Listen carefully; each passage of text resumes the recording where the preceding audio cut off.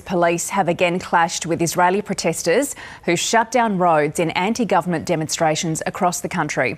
The crowds are made up of tens of thousands of ordinary citizens trying to pressure the government to make a hostage release deal in Gaza.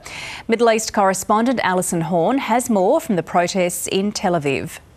For the third night in a row, tens of thousands of Israelis have taken to the streets of Tel Aviv to shut down this central area in anti-government protests. Many of the people here don't have a direct connection to the hostages taken on October 7, but they say they feel so strongly about the actions of their government and the trajectory of this war that they continue to come out here night after night. I'm Tom Simon. I'm 35 years old and I live here in Tel Aviv.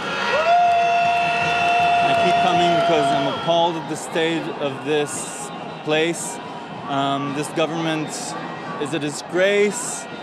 I'm literally scared of some of the people running it. I don't trust their motives and I find them incompetent. I want the hostages to be brought back and I have zero trust in this government's true intentions in making that happen.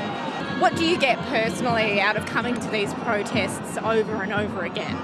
It's good to get a sanity check on this feeling that everything is so wrong from all of these people telling me, yeah, it is indeed wrong. We should be fighting for it.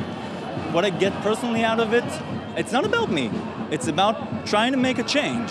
A few days ago, you were detained while protesting here in Tel Aviv. Can you tell me about what happened? Yeah, I came out to protest Sunday evening after the horrible news came about the 6 hostages that were killed. At a certain point, police came and tried to push us away. I was up front, and after pushing me once or twice, they decided to detain me. So you were taken to jail for about 20 hours before you went before a judge. What happened? There was no testimony, no video, nothing to link specific people to specific illegal events. And once the judge heard that, they let us all go immediately.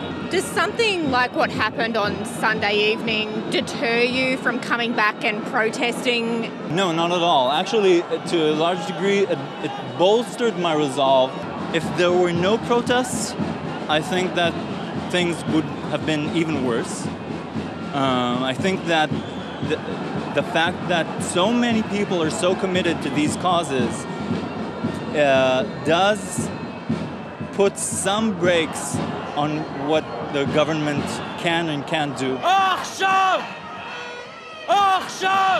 These protests have been happening every weekend for nearly a year now, but in the last week there seems to have been a renewed desperation. Now they're taking place every single night, hoping their pressure will force the government to change the direction of this war and make a deal to get the hostages back to Israel.